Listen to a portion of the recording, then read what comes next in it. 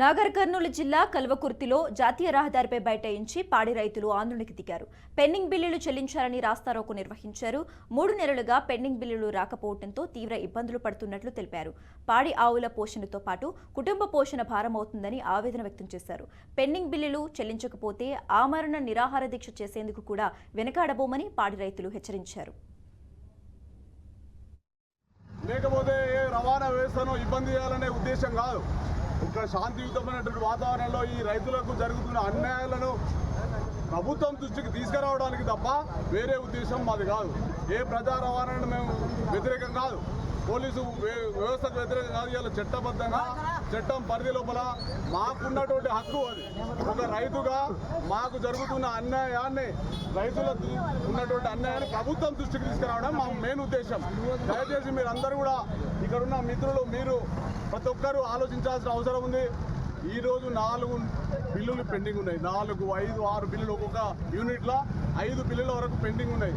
ఇలా చుక్క పాలు విండి ఎంత కష్టం ఉంటుంది రైతుకు. ఇలా ఒక దేశంలో ప్రపంచవ్యాప్తంగా ఎవరైనా ఒక డాక్టర్ లేకపోతే వైద్యం ఆగిపోవచ్చు, ఒక కార్మికుడు లేకపోతే ఒక పని ఆగిపోవచ్చు. ఆవులు తెచ్చుకొని ఏదో పెళ్ళం పిల్లని బతికించుకుంటున్నాడు.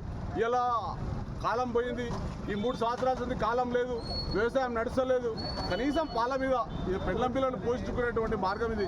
మరి 4 బిల్లులు పెండింగ్ ఉంటే ఎట్లా బతుకుతారు? కనీసం అవసరం, వారికి కనీసం అవసరం తినాలి కదా.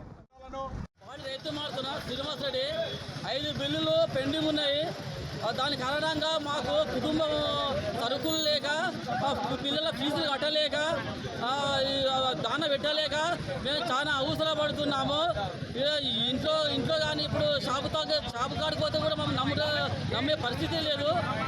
ఎట్లనే చేసి మాకు ప్రభుత్వం ఆదుకోవాలని మేము కోరుచున్నాము. ఇంకోటి, ప్రభుత్వానికి మేము ఒక రుణాలు అడుగుతలేము, లేకుంటే మాకు ఒక కుటుంబం ఆదుకోవాలని అడుగుతలేము.